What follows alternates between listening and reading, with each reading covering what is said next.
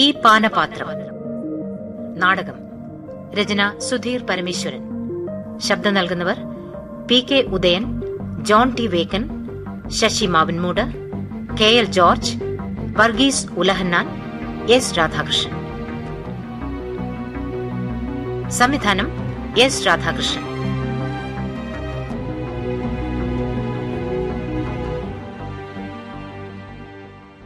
ഈ പാനപാത്രം. പ്രഭു, പ്രഭു, ഹന്നാവ് പ്രഭു.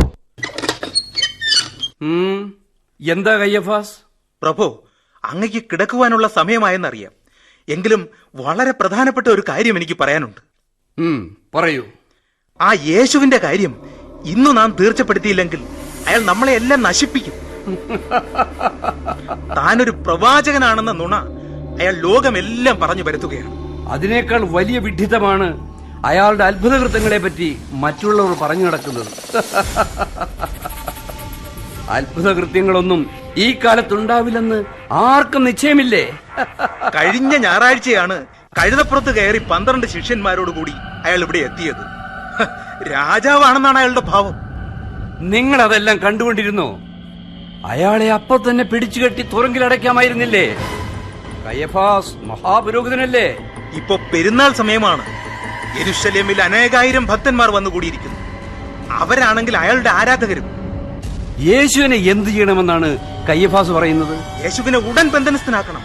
അതിനുശേഷം വൈദിക സമിതി വിളിച്ചു കൂട്ടണം. ഇന്ന് തന്നെ അയാളെ പിടിക്കണം. എന്തൊരു ഭ്രാന്താണ് നിങ്ങൾക്ക്! യേശുവിനെ ഭയപ്പെടുന്നത് എന്തിന്? ഒരു സാധാരണ മനുഷ്യന് എന്ത് അത്ഭുതം കാണിക്കാൻ കഴിയും? താനൊരു പ്രവാചകനാണെന്ന് അയാൾ പറഞ്ഞോട്ടെ കയ്യഫാസ്. മറ്റു പ്രവാചകന്മാരെ പോലെ അല്ല അയാൾ. യുവാക്കളെ എല്ലാം അയാൾ ദൂഷിപ്പിക്കുന്നു. യഹൂദന്മാരെ പോലെ തന്നെയാണ് യഹൂദന്മാരല്ലാത്തവരുമെന്നാണ് അയാൾ പറയുന്നത്. ഞാൻ കേൾക്കുന്നത് ശരിയാണോ? സത്യം മാത്രം. അയാൾ പറയുന്നതും പ്രവർത്തിക്കുന്നതുമെല്ലാം ഞങ്ങൾ ശ്രദ്ധിച്ചുകൊണ്ടിരിക്കുകയാണ്. നമ്മളിൽ പലരും ഇതിനകം അയാളുടെ പക്ഷത്തായി. സത്യമാണോ? ഞാൻ എന്തിന് കള്ളം പറയണം? മരിച്ച ലാസറെ യേശു ജീവിപ്പിച്ചുവെന്ന് കേട്ടപ്പോ തന്നെ ഞങ്ങൾ തെളിവുകൾ തേടാൻ തുടങ്ങി. കുറ്റം? ദൈവനിഷേധവും രാജ്യദ്രോഹവും. നാം അയാളെ പിടികൂടിയില്ലെങ്കിൽ ജനങ്ങൾ മുഴുവൻ അയാളുടെ കൂടെയാവും. കയ്യഫാസ്, നിങ്ങളുടെ ദീർഘദൃഷ്ടി അപാരം തന്നെ. എന്നാൽ ഇതിന്റെ മറുവശവും നാം കാണേണ്ടതല്ലേ? വിപ്ലവകാരിയായ ഒരാളെ ജനങ്ങൾ ശ്രദ്ധിക്കും. അയാളുടെ വാക്കുകൾക്ക് കാതോർക്കും. ജനങ്ങൾ കൂടെയുള്ളപ്പോൾ ഒരാളെ കൊടുക്കാൻ എളുപ്പമല്ല. ഉടൻ വൈദിക സമിതി വിളിച്ചു കൂട്ടണം. അധികം സംസാരിക്കുവാൻ യേശുവിന് അവസരം കൊടുക്കാതെ കാര്യങ്ങൾ പെട്ടെന്ന് അവസാനിപ്പിക്കണം. അത്രയ്ക്ക് ജനസമ്മതി അയാൾ ആർജിച്ചു കഴിഞ്ഞു. പക്ഷേ വൈദിക സമിതിയുടെ തീരുമാനം പീലാത്തോസ് അംഗീകരിക്കണമെന്നുണ്ടോ? പീലാത്തോസിനെ കൊണ്ട് ചെയ്യിക്കേണ്ട കാര്യം അങ്ങ് തന്നെ ചെയ്യിക്കണം. മറ്റാർക്കും പീലാത്തോസിനെ സ്വാധീനിക്കാൻ കഴിയില്ല. ഞാൻ നോക്കട്ടെ. ഏതായാലും യേശുവിനെ ഇന്ന് തന്നെ പിടികൂടണം. ഇപ്പോഴയാൾ എവിടെ കാണുമെന്ന് നിശ്ചയമില്ല. ഒരു സ്ഥലത്തും സ്ഥിരമായി യേശു തങ്ങുന്നില്ല. താമസിക്കുന്ന ഇടം അതീവ രഹസ്യമാണ്. പ്രഭു, മറ്റൊരു പ്രധാനപ്പെട്ട കാര്യം, ഞാനൊരാളെ കൂട്ടിക്കൊണ്ടു വന്നിട്ടുണ്ട്. യേശുവിന്റെ ശിഷ്യന്മാരിൽ ഒരാളാണ്. യേശു ഇയാളോട് മാത്രമേ കാര്യങ്ങൾ തുറന്നു പറയുകയുള്ളൂ. നമുക്ക് ഇയാളെ പ്രയോജനപ്പെടുത്താം. അയാളെ അകത്തേക്ക് വിളിക്കൂ. ഞാനൊന്ന് സംസാരിക്കട്ടെ.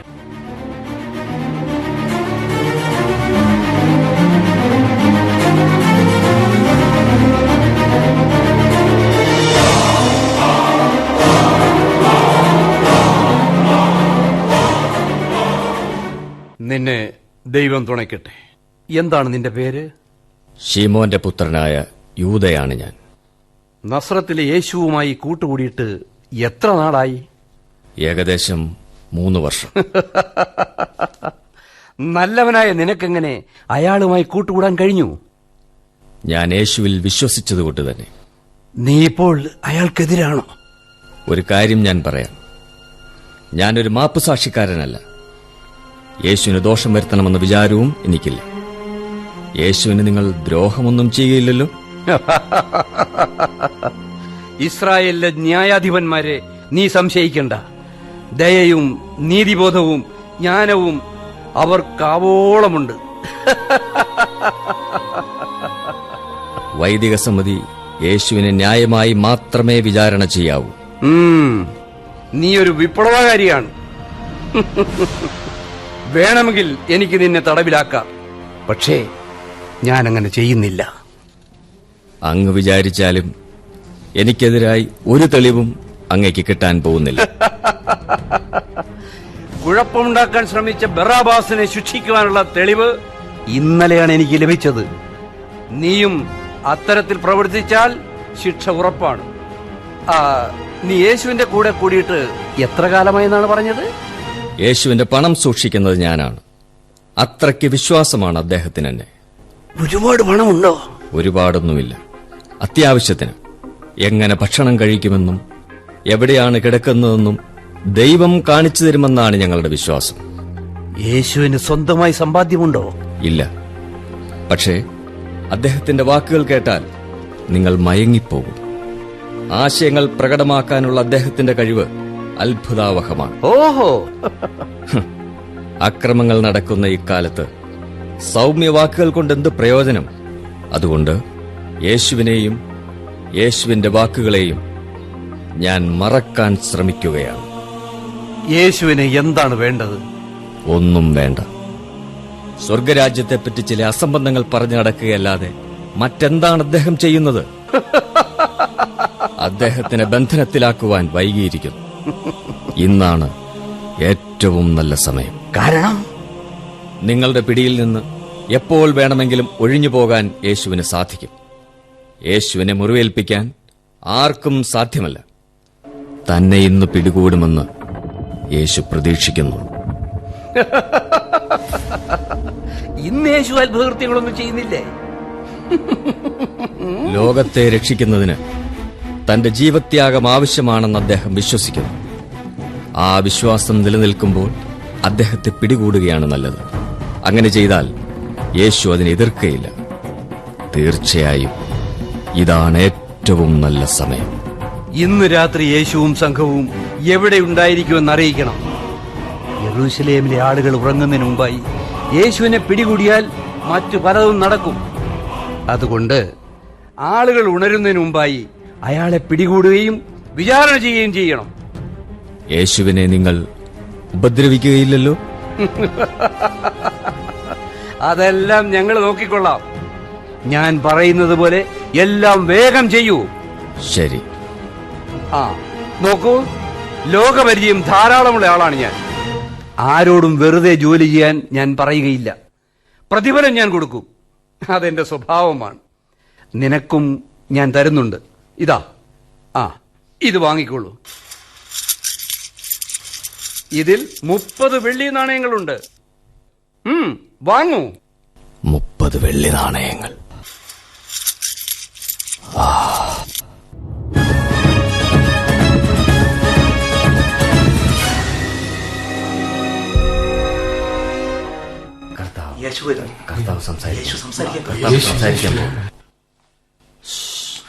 എനിക്കുണ്ടാവാൻ പോകുന്ന ദുരന്തങ്ങൾക്ക് മുമ്പ് ഈ പെസഹ പെരുന്നാളിൽ നിങ്ങളൊന്നിച്ച് അത്താഴം കഴിക്കണമെന്ന് ഞാൻ വളരെ മുമ്പ് തന്നെ ആഗ്രഹിച്ചിരുന്നു. ഇതിന്റെ അവസാനത്തെ അത്താഴമാണെന്ന് നിങ്ങളെ അറിയിച്ചുകൊള്ളട്ടെ. സ്വർഗരാജ്യം പ്രാപിക്കുന്നതുവരെ ഇനി എനിക്ക് അത്താഴമുണ്ടാകയില്ല. നിങ്ങളാരും ഭക്ഷണം കഴിക്കുന്നതിന് മുമ്പ് കാൽ കഴുകിയിട്ടില്ല.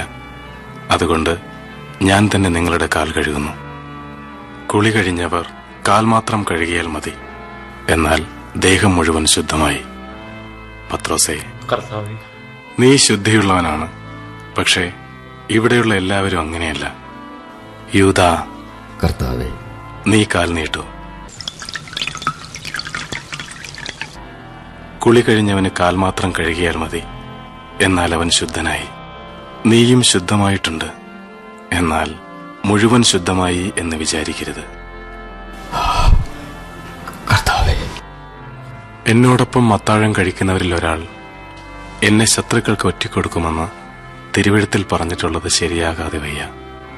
അതുകൊണ്ട് നിങ്ങളിലൊരുവൻ എന്നെ ചതിക്കുമെന്ന് തീർച്ചയാണ്. ഞാൻ അപ്പം ആർക്കാണോ മസാലക്കൂട്ടിൽ മുക്കിക്കൊടുക്കുന്നത് അവനായിരിക്കും എന്നെ വഞ്ചിക്കുക. ഗുരു, അവിടുന്ന് എന്നെയാണ് ഉദ്ദേശിക്കുന്നത്? അതെ, ഞാൻ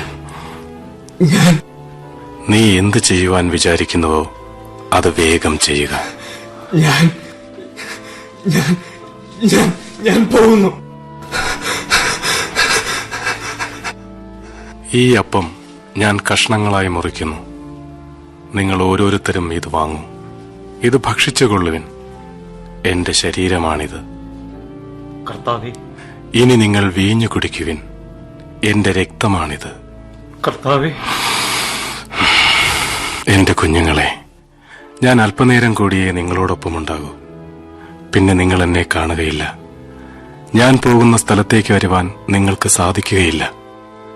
നിങ്ങൾ അന്യോന്യം സ്നേഹിക്കുവിൻ, ഞാൻ നിങ്ങളെ സ്നേഹിച്ചതുപോലെ. നിങ്ങൾ പരസ്പരം സ്നേഹിക്കുന്നത് കൊണ്ടായിരിക്കും ലോകം നിങ്ങളെ എന്റെ ശിഷ്യന്മാരായി അറിയുക. നിങ്ങൾ എന്നെ സ്നേഹിക്കുന്നുണ്ടെങ്കിൽ എന്റെ വാക്കുകൾ ശ്രദ്ധിക്കുവിൻ.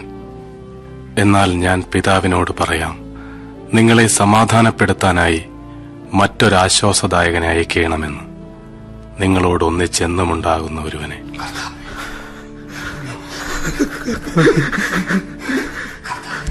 നിങ്ങളെ ഞാൻ അനാഥരാക്കി വിട്ടുപോകില്ല. എന്നിൽ നിങ്ങൾ സമാധാനം കാണണം എന്ന ഉദ്ദേശത്തോടു കൂടിയാണ് ഞാൻ ഇത്രയും പറഞ്ഞത്. നിങ്ങൾ എന്നെ കൈവെടിയും. അത് ഇന്ന് രാത്രി സംഭവിക്കും. മറവ് ചെയ്ത ശേഷം ഞാൻ ഉയർത്തെഴുന്നേൽക്കും. ഗലീലായിൽ വെച്ച് ഞാൻ നിങ്ങളെ കാണും. പത്രോസേ, ഗുരു, സാത്താൻ നിന്നെ പരീക്ഷിക്കുവാൻ തീർച്ചപ്പെടുത്തിയിരിക്കുകയാണ്. നിന്റെ വിശ്വാസം പതറാതിരിക്കട്ടെ എന്ന് ഞാൻ പ്രാർത്ഥിക്കുകയാണ്. പക്ഷേ കോഴി കൂകും മുമ്പ് 3 തവണ നീ എന്നെ തള്ളിപ്പറയും. ഞാനോ കർത്താവേ? ഗെത്സമനത്തോട്ടം, ഒലിവ് വൃക്ഷങ്ങൾ നിറഞ്ഞു നിൽക്കുന്ന ഈ തോട്ടം എനിക്കും നിങ്ങൾക്കും ഒരുപോലെ പരിചിതമാണ്. നമ്മെ തേടി വരുന്നവർ ഇവിടെ എത്തും. എന്റെ കുട്ടികളെ, നിങ്ങൾ ഇവിടെ ഇരിക്കുവിൻ. ഞാൻ അല്പമകലെ പ്രാർത്ഥനയ്ക്കായി പോകട്ടെ. പത്രോസും യാക്കോബും യോഹന്നാനും എന്നോടൊപ്പം വരൂ.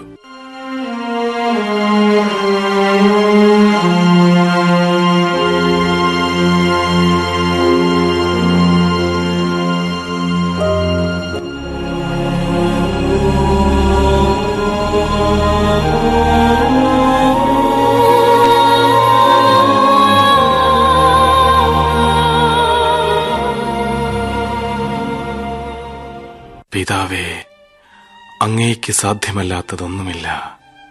കഴിയുമെങ്കിൽ ഈ പാനപാത്രം എന്നിൽ നിന്ന് നീക്കിയാലും.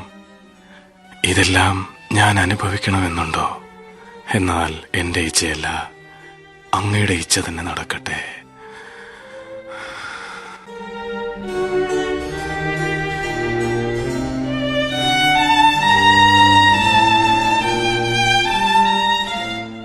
കുട്ടികളെ, ഉണരുവിൻ, എഴുന്നേൽക്കുവിൻ. എന്റെ സമയമടുത്തു. ശത്രുക്കൾ നമ്മുടെ നേരെ തിരിഞ്ഞിരിക്കുകയാണ്. അവരടുത്തെത്തിക്കഴിഞ്ഞു.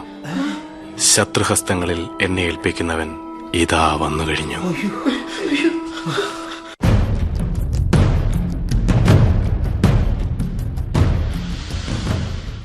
അതാ നോക്കൂ, യേശു അവിടെയുണ്ട്. ശിഷ്യന്മാരോടൊപ്പം നിൽക്കുന്ന യേശുവിനെ ഒരുപക്ഷെ നിങ്ങൾക്ക് തിരിച്ചറിയാൻ കഴിയില്ല. യേശുവിനെ മനസ്സിലാക്കാൻ ഒരു വഴിയുണ്ട്. ഒരാളുടെ കവിളത്ത് ഞാൻ ചുംബിക്കും. അദ്ദേഹമാണ് യേശു.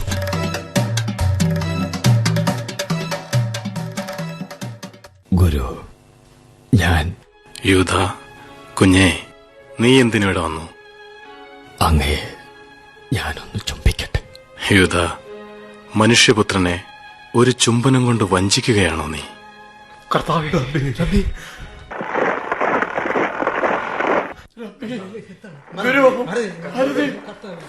നിങ്ങൾക്ക് വേണ്ടത് എന്നെയാണെങ്കിൽ എന്നോടൊപ്പം വന്നവരെ അവരുടെ വഴിക്ക് പോകാൻ അനുവദിക്കൂ. പത്രോസേ, കർത്താവേ, നിന്റെ വാൾ അതിന്റെ സ്ഥാനത്ത് തന്നെ വയ്ക്കുക.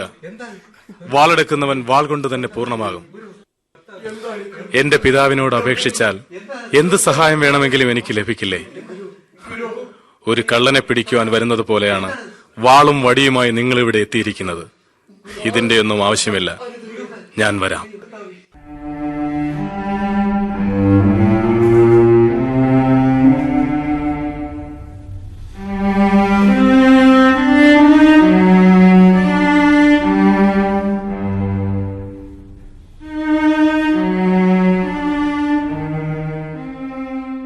വൈദിക സമിതി വിചാരണയ്ക്കായി നസ്രത്തിലെ യേശുവിനെ വിളിക്കുന്നു.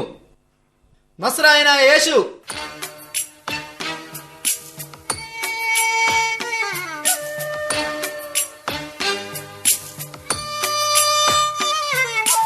ദൈവത്തിന്റെ പേരിൽ ഞാൻ നിന്നോട് ചോദിക്കുന്നു, നീ ക്രിസ്തുവാണോ? നീ ദൈവപുത്രനാണോ? ഞാൻ ആരാണെന്ന് നിങ്ങളോട് പറഞ്ഞാൽ നിങ്ങളത് വിശ്വസിക്കില്ല. ഞാൻ നിങ്ങളോട് വല്ലതും ചോദിക്കുന്നതായാൽ നിങ്ങളതിന് മറുപടി പറയുകയുമില്ല. നിങ്ങൾ ദൈവപുത്രനാണെന്നാണോ പറയുന്നത്? നിങ്ങൾ തന്നെ അത് പറഞ്ഞുവല്ലോ. അയാൾ ഈ പറഞ്ഞത് ദൈവനിന്ദയാണ്. ഇനിയും സാക്ഷികളുടെ തെളിവ് നമുക്ക് ആവശ്യമുണ്ടോ? നിങ്ങൾ എല്ലാവരും ഈ ദൈവനിന്ദ കേട്ടില്ലേ? നിങ്ങൾ എന്ത് വിചാരിക്കുന്നു? ഇയാൾ മരണശിക്ഷയ്ക്ക് അർഹനാണ്.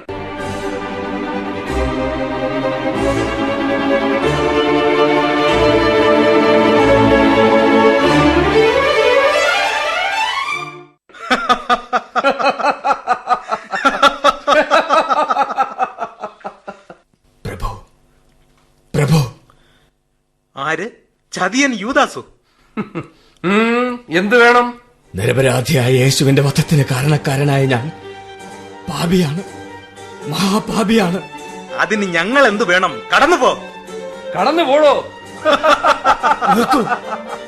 ഈ വെള്ളി നാണയങ്ങൾ നിങ്ങളുടെ കയ്യിൽ തന്നെ ഇരിക്കട്ടെ.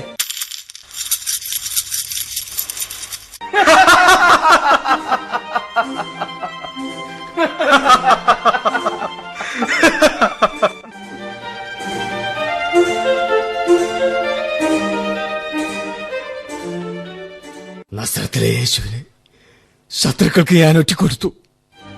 തന്റെ ശത്രുക്കളെയും ജനങ്ങളുടെ ശത്രുക്കളെയും താൻ ജയിക്കുമെന്നാണ് യേശു പറഞ്ഞിരുന്നത്. ഞാൻ അദ്ദേഹത്തെ വിശ്വസിച്ചു. എന്നിട്ടും ഞാൻ അദ്ദേഹത്തെ ചതിച്ചു. ഇല്ല ഇല്ല, എന്റെ മനസ്സിൽ ദുഷ്ടവിചാരം ഒന്നും ഉണ്ടായിരുന്നില്ല. സത്യം, ഞാൻ മാപ്പ് ചോദിക്കും. എനിക്ക് മാപ്പ് വേണം. മാപ്പ്, മാപ്പ്, മാപ്പ്.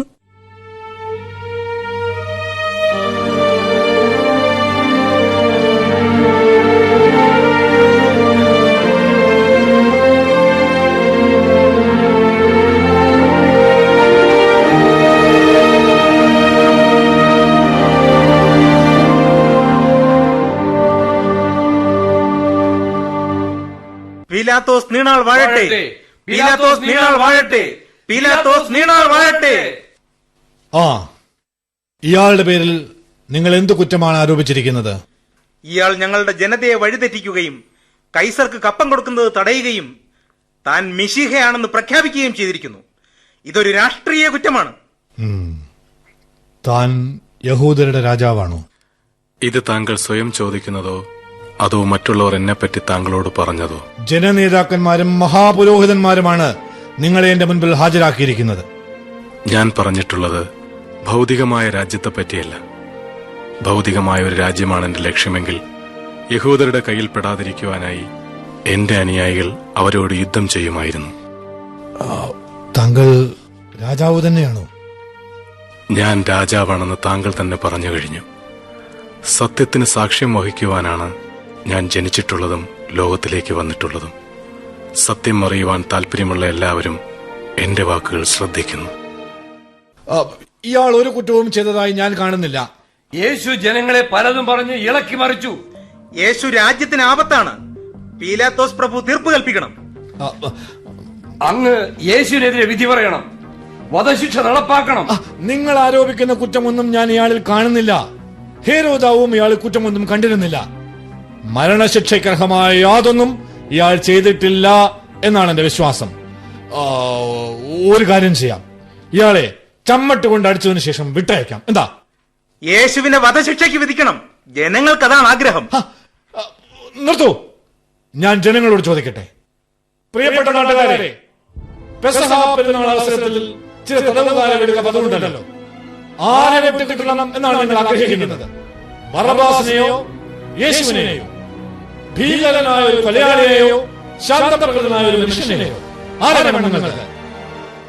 മതപുരോഹിതന്മാരായ ഞങ്ങൾ പറയുന്നു, യേശുവിനെ ശിക്ഷിക്കണം, ശിക്ഷിക്കണം. ജനങ്ങൾ പറയട്ടെ. യേശുവിനെ ശിക്ഷിക്കണം, യേശുവിനെ ശിക്ഷിക്കണം. യേശുവിനെ ശിക്ഷിക്കണം, ബറാബാസിനെ വെറുതെ വിടണം. മതി. എങ്കിൽ ഈ യഹൂദരുടെ രാജാവിനെ ഞാൻ എന്തു ചെയ്യണമെന്നാണ് നിങ്ങൾ ആവശ്യപ്പെടുന്നത്? അവനെ ക്രൂശിൽ തറയ്ക്കുക, അവനെ ക്രൂശിൽ തറയ്ക്കുക, അവനെ ക്രൂശിൽ തറയ്ക്കുക, അവനെ ക്രൂശിൽ തറയ്ക്കുക. യേശു, താങ്കൾ എവിടെ നിന്നാണ് വരുന്നത്? എന്റെ വാക്കുകളൊന്നും താങ്കൾ കേൾക്കുന്നില്ലേ? താങ്കളെ കുരിശിലേറ്റാനും വിട്ടയക്കാനുമുള്ള അധികാരം എനിക്കൊണ്ട് അറിഞ്ഞുകൂടെ? ദൈവനിശ്ചയമനുസരിച്ചല്ലാതെ താങ്കൾക്ക് എന്റെ പേരിൽ യാതൊരു അധികാരവും ചെലുത്താൻ കഴിയുന്നതല്ല. പ്രഭു, അയാളുടെ വാക്കുകൾ എനിക്ക് കേൾക്കേണ്ടതില്ല. വിധി പ്രസ്താവിക്കുക. മതപുരോഹിതന്മാർക്ക് ഒരു നിയമമുണ്ട്. ആ നിയമപ്രകാരം ഇയാളെ വധിച്ചേ തീരൂ. എന്തെന്നാൽ താൻ ദൈവപുത്രനാണെന്ന് ഇയാൾ പ്രഖ്യാപിച്ചിരിക്കുന്നു. സ്വയം രാജാവാകുവാൻ ശ്രമിക്കുന്ന ഇയാൾ കൈസറുടെയും ശത്രുവാണ്. അവനെ ക്രൂശിക്കുക, അവനെ കുരിശിൽ തറയ്ക്കുക, അവനെ കുരിശിൽ തറയ്ക്കുക. ഇതാ നിങ്ങളുടെ രാജാവ്. ഞങ്ങൾക്ക് കൈസർ അല്ലാതെ മറ്റൊരു രാജാവില്ല. ആരവിടെ? അടിയൻ. ഒരു പാത്രത്തിൽ കുറച്ച് വെള്ളം കൊണ്ടുവരൂ. ഉത്തരവ്. ഞാൻ കൈ കഴുകട്ടെ. ഈ നീതിമാന്റെ രക്തത്തിൽ എനിക്ക് പങ്കില്ല, യാതൊരു പങ്കുമില്ല. അത് നിങ്ങൾ തന്നെ നോക്കിക്കൊള്ളുവിൻ. യേശുവിനെ കുരിശിൽ തറയ്ക്കുക, ബറാബാസിനെ വിട്ടയക്കുക. യേശുവിനെ കുരിശിൽ തറയ്ക്കുക, ബറാബാസിനെ വിട്ടയക്കുക. ആരവിടെ? അടിയൻ. ബറബാസിനെ വിട്ടയച്ചോളൂ.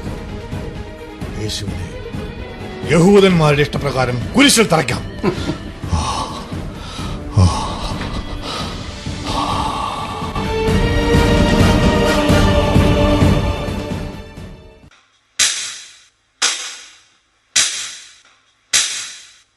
പിതാവേ, ഇവർക്ക് മാപ്പ് കൊടുക്കണമേ.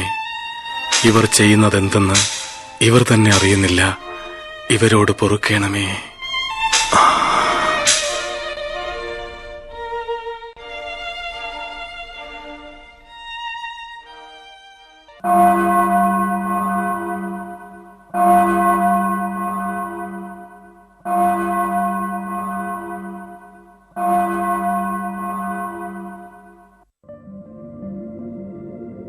ഈ പാനപാത്രം നാടകം സമാപിക്കുന്നു.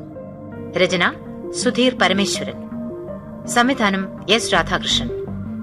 ശബ്ദം നൽകിയവർ P K Udayan, John T Vekkan, Sasi Mavinmoodu, K L George, Varghese Ulahannan, S Radhakrishnan. സംവിധാന സഹായം വി എൻ ദീപ.